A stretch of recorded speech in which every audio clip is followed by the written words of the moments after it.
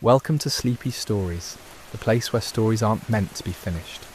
I'm Arthur, and tonight I'll be reading you a relaxing, sleepy story written by Pumby. We're venturing into a moonlit forest tonight, where ancient trees stand guard and the softest wings flutter through the darkness. Let your breathing slow, release the tension from your shoulders. Allow yourself to drift into this peaceful world where owls keep watch through the quiet hours. The forest at night is not silent. That's the first thing you notice as twilight fades and darkness settles over the canopy like a velvet blanket. There's a hush, certainly, but within that hush lives a symphony of subtle sounds. The rustle of leaves, the whisper of wind through branches, and somewhere, not too far away, the first call of an owl. It begins as a gentle hoot, low and melodic, drifting through the trees. Another answers from across the clearing, their voices weaving together in an ancient conversation that has echoed through these woods for centuries. You're standing at the edge of the forest now, where cultivated land gives way to wilderness. The last hints of amber sunlight have melted into the horizon, and the world has transformed into shades of blue and silver. Your feet find a narrow path, barely visible in the dimming light. The earth beneath is soft with fallen pine needles, cushioning each step. As you walk deeper into the woods, the sounds of the distant world fade away. No traffic, no voices, just the rhythmic crunch of your footsteps and the occasional snap of a twig. Above you, the canopy opens in places, revealing patches of darkening sky. Stars are beginning to appear, timid at first, then growing bolder as night claims its territory. The air smells of moss and bark, of damp earth and wild growing things. It's cooler here beneath the trees, and you draw your jacket closer, welcoming the chill that sharpens your senses. Then you see it, perched on a low branch just ahead, perfectly still, is a tawny owl. Its feathers are mottled brown and cream, designed by nature to disappear against tree bark. But its eyes give it away, two dark pools reflecting what little light remains, watching you with an intelligence that feels almost human. You freeze, not wanting to disturb it. The owl blinks slowly, unbothered by your presence. Its head swivels with that unnerving flexibility owls possess, scanning the forest floor for movement. You've read about how owls hunt, how their flight feathers have serrated edges that break up the turbulence of air, allowing them to fly in complete silence, how their hearing is so acute they can detect a mouse's heartbeat beneath snow. But reading about it and witnessing it are entirely different experiences. This creature is a perfectly designed predator, yet there's something deeply calming about its presence. Perhaps it's the way it sits so still, so present, so utterly comfortable in the darkness that most humans fear. The owl suddenly lifts off, and you catch your breath. Its wings spread wide, at least 3 feet across, yet you hear nothing. Not a whisper, not a flutter. It simply glides into the shadows between the trees and vanishes. You continue walking, following the path as it winds deeper into the forest. The darkness is nearly complete now, but your eyes have adjusted. Moonlight filters through the canopy in silvery streams, illuminating patches of ferns and fallen logs covered in moss that glows faintly green. Another call echoes through the trees, different from the first. This one is higher, almost a trill. You've stumbled into their territory, the realm where these night hunters reign. Far from feeling like an intruder, you feel welcomed, as though the forest has opened its nocturnal heart to you. The path leads to a small clearing where an enormous oak tree stands sentinel. Its trunk is so wide 3 people couldn't link hands around it. The bark is deeply furrowed, and in one of those furrows, about 15 feet up, you spot a hole, a nest cavity. As you watch, a pale face emerges, a barn owl, its heart-shaped facial disc unmistakable, even in the low light. It regards you with black eyes, then retreats back into its hollow home. You settle yourself at the base of the oak, your back against its solid trunk. The bark presses into your spine, grounding you. From here, you can see the entire clearing. Above, the moon has risen fully now, round and luminous. Its light paints everything in shades of pewter, and shadow. Minutes pass, or maybe it's longer. Time feels different here, less urgent, more fluid. Your breathing has synchronized with the gentle rhythm of the forest. In, out, slow and steady. A beetle crawls across your hand, and you let it, watching its determined journey across your knuckles before it continues onto the moss beside you. Then comes a sound that makes you smile. A young owl somewhere in the branches above, practicing its call. It's not quite right, more of a squawk than a hoot, and you can almost sense the patient parent nearby, listening. The young one tries again, getting closer to that perfect pitch that will one day carry through the forest with authority. The night deepens around you, and with it comes a profound sense of peace. These owls have seen countless nights, countless moons. They've watched seasons turn and years pass from these very branches. There's something eternal about their presence, something that puts your own worries into perspective. Whatever troubled you when you entered the forest seems distant now, as insubstantial as morning mist. A movement catches your eye. 3 owls now perch in the branches above the clearing. They seem to be holding court, their silhouettes distinct against the star-scattered sky. Welcome to Sleepy Stories, the place where stories aren't meant to be finished. I'm Arthur, and tonight I'll be reading you a relaxing, sleepy story written by Pumby. We're continuing our peaceful journey into an enchanted forest where silent owls watch over the night. Let your body sink deeper into comfort. Release any remaining tension from your day. Just listen, breathe, and drift.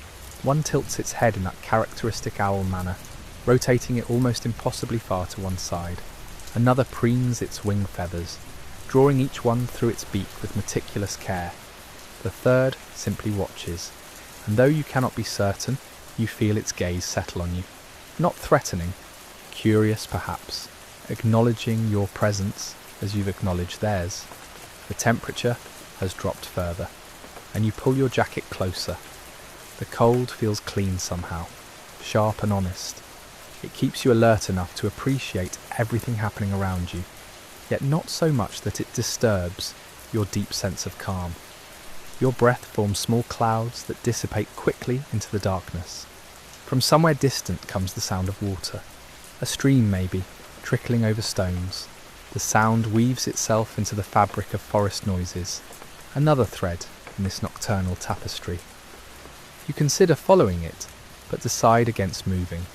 This spot beneath the oak feels exactly where you're meant to be. A fox barks once, twice, from somewhere beyond the clearing. The owls swivel their heads toward the sound, alert but unconcerned. They know every creature in this forest, every voice and movement. Nothing here surprises them. You're beginning to understand that feeling yourself, settling into the forest's rhythm as though you've always been part of it. The young owl tries its call again, better this time, deeper, more resonant. You imagine the parent owl giving an approving nod, though of course that's just your mind creating stories. Still, there's something wonderful about being present for this small moment of learning, this tiny piece of an owl's journey toward mastery. Above, clouds drift across the moon. The clearing darkens, then brightens again as they pass. Shadows shift and dance across the forest floor. A moth flutters past, white wings catching moonlight, and one of the owls launches from its branch. The movement is so fluid it barely seems like effort. The owl swoops low, close enough that you feel the displacement of air, then rises again. The moth has vanished. Nature's efficiency on display, swift and without cruelty, simply the way of things. More owls arrive, 5 now 7. 5. You've lost count. They perch at different heights, some high in the canopy, others on lower branches. It's as though word has spread through the forest, and they've gathered to observe this unusual visitor who sits so quietly among them. Or perhaps this is simply their meeting place, and you've been granted permission to witness their congregation. The largest owl, perched on the thickest branch directly above you, releases a call that vibrates through your chest. It's powerful, commanding, the sound of absolute authority. The other owls fall silent. Even the forest seems to pause. Then, one by one, the others respond. Each call is distinct, each voice unique. It sounds almost like conversation, like they're sharing information about the night's hunting, the state of their territories, the happenings in their world that you can only guess at. Your legs have gone slightly numb from sitting, but you don't move. This moment feels too precious to disturb. How many people get to experience this, you wonder? How many ever sit in a forest at night and witness owls in their element, living their lives with such grace and precision? A memory surfaces. You're a child again, lying in bed, listening to your grandmother tell stories about forest spirits and magical creatures. She always made the night seem less frightening, more enchanted. If she could see you now, you think she'd be pleased. You found the magic she promised existed, just not in the form you expected. It's not in fairy tales, but in real feathers and genuine calls echoing through actual trees. The wind picks up slightly, rustling leaves and causing branches to creak. The owls adjust their grips, their talons gripping bark with casual strength. One spreads its wings wide, balancing against the breeze, and you see the intricate pattern of its plumage, each feather precisely placed for silent flight. Evolution's masterpiece. Time continues its strange fluidity. Minutes might be hours. Hours might be minutes. Your phone is in your pocket, but checking it feels absurd, like bringing artificial light into a sacred space. Whatever time it is doesn't matter. Morning will come when it comes, and until then, you're exactly where you want to be. The barn owl emerges from its cavity again. This time, it exits completely, perching on the edge of the hole. Its white face and breast seem to glow in the moonlight, ghostly and beautiful. It stretches, extending one wing then the other, working out the stiffness of rest. Then it launches, flying low across the clearing, close enough that you see individual feathers adjust for steering. It disappears into the trees on the far side, heading out to hunt the meadows beyond the forest edge. You realise your eyes are growing heavy. Not from boredom, never that, but from the deep peace that settled over you like a blanket. The forest has worked its magic, drawing out tension you didn't know you carried. Your shoulders have dropped. Your jaw has unclenched. Even your thoughts have slowed, becoming less frantic, more measured. The owls continue their vigil as your eyelids begin to close. Welcome to Sleepy Stories, the place where stories aren't meant to be finished. I'm Arthur, and tonight I'll be reading you a relaxing, sleepy story written by Pumby.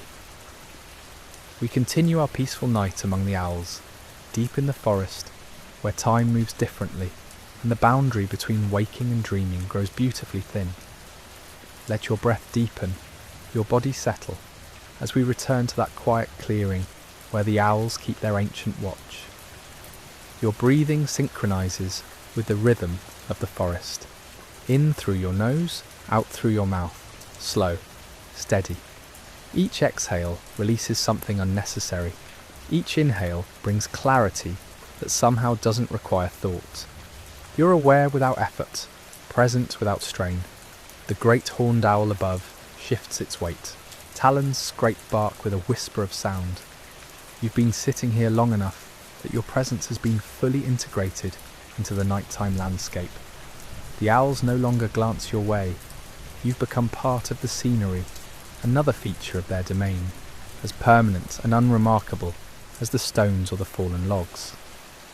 Through half-closed eyes you watch a small owl, a northern saw-whet, land on a branch so close you could touch it if you extended your arm. But you don't. It preens, running its beak through chest feathers, maintaining the impeccable condition required for silent flight. The intimacy of this moment strikes you.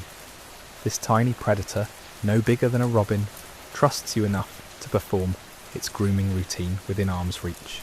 The moon has traced a quarter of its arc across the sky. You notice this without checking, simply by the changed angle of shadows, the shifted patterns of light filtering through the canopy. Your body has become attuned to celestial movements, reading time through silver light rather than digital numbers. A rustle in the underbrush. Something small moves through dead leaves. Every owl's head swivels toward the sound with mechanical precision.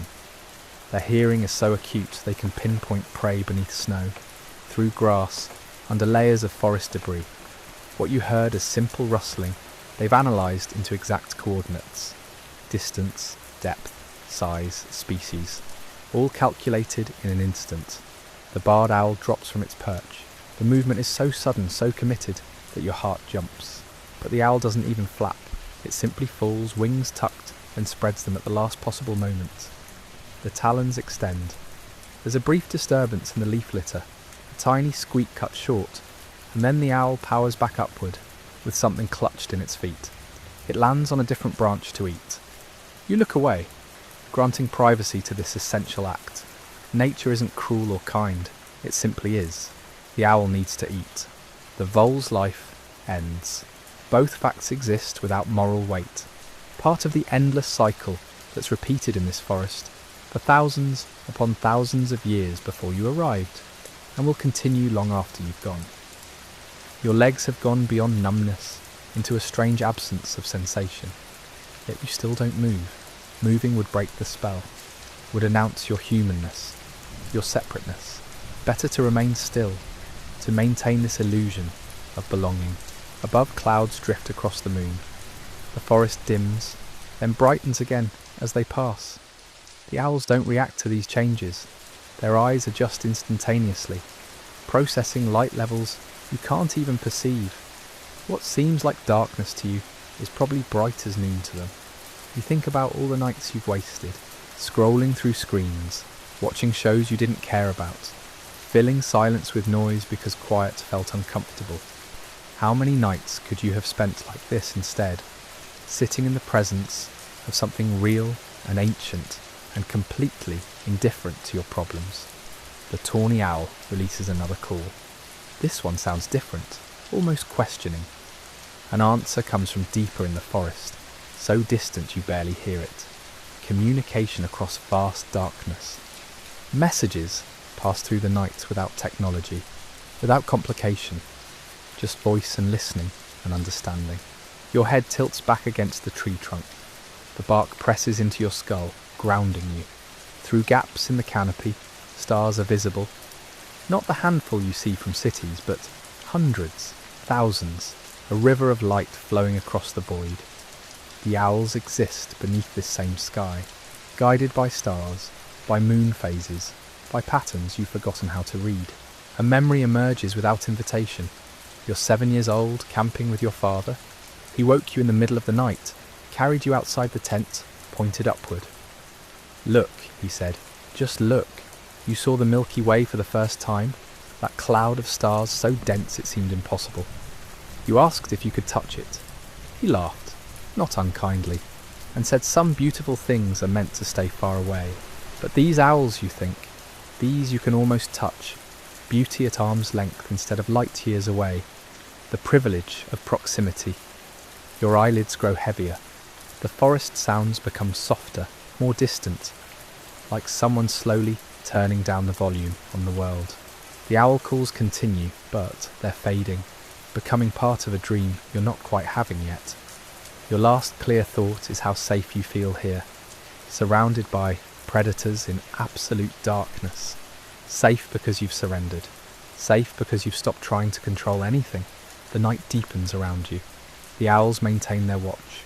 And somewhere between waking and sleep, you find yourself drifting into something that feels like both and neither, cradled by darkness that's finally become a friend. Welcome to Sleepy Stories, the place where stories aren't meant to be finished.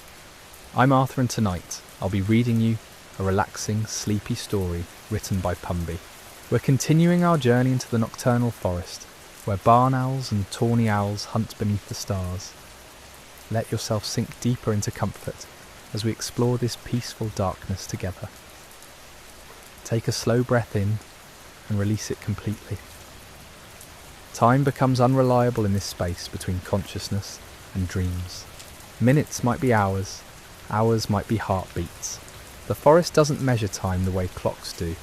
It measures time in moon phases, in seasons, in the slow growth of trees that were saplings when your great-grandparents were young. The barn owl shifts position on its branch. Even this small movement is poetry. wings adjusting with mechanical precision, talons gripping bark without effort. Everything about this creature speaks of efficiency, of form perfected through millennia. No wasted motion, no excess, just pure function wrapped in ghostly white feathers.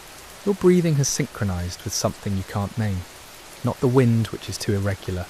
Not your heartbeat, which is too fast. Something older, perhaps. The breath of the forest itself, if forests breathe. In and out, slow and steady, pulling oxygen from darkness and releasing it transformed. A fox barks in the distance. Sharp and sudden, it cuts through the quieter sounds. Like scissors through silk. The owls don't react. They've heard 10,000 fox calls in their lives. This one carries no threat, no information they need, just another voice in the nightly chorus. But you notice how quickly your heart jumped at the sound, how your body tensed, preparing for danger that doesn't exist. The gap between you and these creatures isn't just about wings or talons or night vision. It's about knowing. They know this place in their bones, in their blood. You're still learning the alphabet of a language they speak fluently. The tawny owl launches from its perch without warning. One moment present, the next absent, as if it simply ceased to exist in that location and began existing elsewhere. No struggle against gravity, just transition from stillness to flight, from perch to airborne. You track its movement through sound alone. Wing beats like whispered secrets, the rustle of leaves as it passes through branches, then silence as it glides, riding air currents you can't feel. Somewhere in the darkness it's hunting. Somewhere, something small and warm is about to have its last thought. The moon has shifted position while you sat here. It's lower now, approaching the horizon, casting longer shadows that stretch across the forest floor like dark fingers. In an hour, maybe two, it will disappear completely. Then the darkness will be absolute, broken only by starlight filtering through leaves. You wonder what happens in that deepest darkness. Do the owls hunt differently? Do they rely even more heavily on sound, on the microscopic movements of prey beneath snow or leaves? Or do they rest, waiting for the moon's return? Your hand rests on your thigh, forgotten. When you finally think about it, you realise you can't feel your fingers. Not numb exactly, just absent. As if your hand belongs to someone else, to something else. Part of the tree, perhaps, part of the earth. A different sound emerges, softer than owl calls, gentler than fox barks. It's the wind picking up, moving through the canopy like water through a sieve. Branches sway overhead. Leaves whisper ancient gossip to each other. The forest is waking up in some small way, stirring from stillness into subtle motion. The barn owl calls again. 4 notes this time, instead of 2. Is that significant? Does it mean something different? Convey different information? You lack the knowledge to interpret it. To you, it's just beautiful and eerie. To another owl, it might be a declaration, a question, a warning. How much communication happens around you that you simply can't perceive? Not just owl calls, but chemical signals between trees, ultrasonic squeaks from bats, the silent language of scent that mammals speak fluently. You're deaf and blind to entire dimensions of information, floating through a world far richer than you can sense. Your spine has curved against the tree trunk, moulding to its shape. Bark presses into your back through your jacket, creating pressure points that should be uncomfortable but aren't. They're anchors instead, reminders that you're still physical, still present, still occupying space even as your mind drifts further into the forest's rhythm. The tawny owl returns to its branch. You hear the soft thump of talons on wood, the settling of feathers. Another successful hunt, probably. Another small life exchanged for the continuation of a larger one. The mathematics of survival calculated in blood and necessity. Stars wheel overhead in their eternal rotation. Constellations your ancestors used for navigation, for storytelling, for marking the passage of seasons.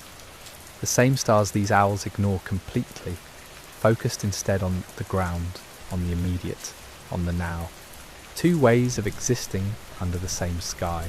Your thoughts are becoming fragmented, dissolving like sugar in warm water. Coherent sentences break apart into impressions, feelings, half-formed images. The boundary between you and the forest is thinning, not disappearing completely, but becoming permeable, a membrane instead of a wall. The barn owl watches you with those endless black eyes. Still curious, perhaps? Or maybe not curious at all. Maybe just aware, simply registering your presence the way it registers everything.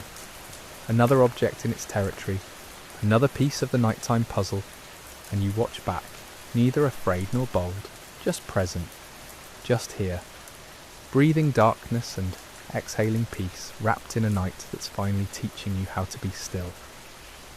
Welcome to Sleepy Stories, the place where stories aren't meant to be finished. I'm Arthur, and tonight I'll be reading you a relaxing, sleepy story written by Pumby. We find ourselves deep in a nocturnal forest, sitting beneath ancient trees, while owls call through the darkness. Let your breathing slow, your muscles soften, as we drift through these final moments of nighttime stillness together. Something shifts in the quality of darkness. Not lighter yet, but different. Thinner somehow, as if the night is beginning to dilute itself in preparation for what comes next. The owls sense it too. Their calls become less frequent, more purposeful. Final announcements before they retreat to hollow trees and hidden roosts. You lift your hand from your thigh. Feeling returns gradually, pins and needles dancing across your palm. The sensation is almost pleasant. This reminder that you have a body, that you've been still enough to forget it entirely. You flex your fingers slowly, watching them move in the dimness, like pale sea creatures in deep water. The tawny owl leaves its branch without ceremony. One moment present, the next moment gone. You didn't see it go, only noticed the absence. The space where it sat now empty, the branch still swaying slightly from the departure. How long will it be before another owl claims that exact spot? Days, hours, minutes. Cold is seeping through your jacket now, through your jeans, finding all the small gaps in your clothing. Not unpleasant exactly, but insistent. A gentle suggestion that perhaps it's time to think about moving, about returning to warmth and walls, and all the human comforts you temporarily abandoned. But not yet. The barn owl remains, still watching, still present, still utterly unbothered by your existence. Its face catches what little light exists, that heart-shaped disc seeming to glow faintly. You've heard that barn owls have asymmetrical ears, one higher than the other, allowing them to pinpoint sounds in three-dimensional space with terrifying accuracy. Looking at it now, you can't tell. Its face reveals nothing except perfect design, millions of years of evolution, compressed into this single, devastating hunter. A new sound enters the forest. Water, not rain but moisture condensing on leaves, forming heavy drops that fall intermittently to the forest floor. Each drop creates a tiny percussion, a irregular rhythm that sounds almost musical. Drip, pause, drip, drip, long pause, drip. Nature's minimal composition, played on instruments of leaf and bark and soil. Your neck has stiffened from holding one position. You roll it slowly, carefully, trying not to make sudden movements that might startle your companion. Vertebrae crack softly. The barn owl's head swivels toward the sound, tracking it with mechanical precision, then dismisses it as irrelevant. Not prey, not threat. Just another forest noise in an infinite catalogue of forest noises. The eastern horizon, though you can't see it through the trees, must be beginning its transformation. You sense it more than see it, the way animals sense earthquakes before they happen. The forest knows dawn is coming. The nocturnal shift is ending. Soon the day crew will clock in, robins and thrushes and all the birds that prefer their hunting done in daylight. You think about the word twilight. It works both ways, doesn't it? The dimness before dawn and the dimness after dusk. Two different thresholds, two different transitions, but called by the same name, as if the quality of half-light matters more than which direction it's moving. Morning twilight feels different though, expectant rather than restful, opening rather than closing. The barn owl shifts its weight from one foot to the other. Such a small movement, barely noticeable, but it feels significant. A decision being made. Stay or go. Hunt for 10 more minutes or call it a night. You wonder what factors owls consider when making these choices. Hunger, fatigue, some instinct you couldn't begin to understand. Your breathing has become so slow you occasionally forget to inhale. Then your body remembering, taking a deep automatic breath that fills your lungs completely. The air tastes different than it did hours ago, less dense somehow, as if the night is already releasing its grip, already preparing to evaporate under coming sunlight. A fox barks in the distance, different from the one you heard earlier, or maybe the same fox in a different location. How far does a fox travel in a single night? Miles probably, covering vast territories in their endless search for food and mates, and whatever else foxes search for. You've been sitting still for hours while whole dramas of survival played out around you. The barn owl finally decides. It drops from its branch in one fluid motion, wings spreading wide, catching air. It glides past you close enough that you feel the displacement of wind, close enough to see individual feathers working. Then it's gone, vanished into the forest like a ghost returning to whatever realm ghosts inhabit during daylight hours. You're alone now, truly alone for the first time since you sat down. The absence of the owl's presence is palpable, a sudden emptiness in the space it occupied.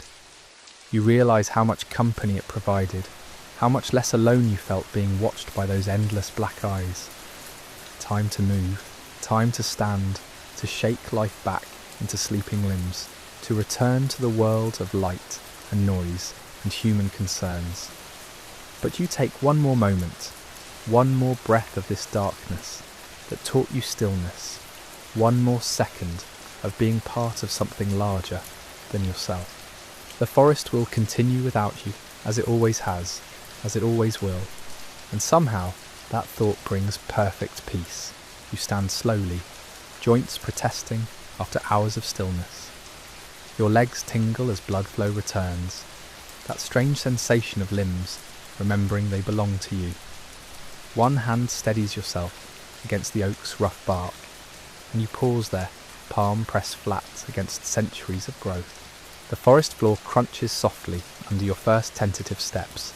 You move carefully, respectfully, aware that you're leaving something sacred behind. Not the place itself, but the state of mind you found here. That perfect stillness that dissolved the boundary between observer and observed. Your path back feels different than it did coming in. The same trail, the same trees, but transformed by what you've witnessed. Every shadow might conceal an owl. Every branch might serve as a hunting perch. The forest has revealed its secret architecture, and you can't unsee it now. The first birds are beginning their morning songs. Tentative at first, a robin testing its voice.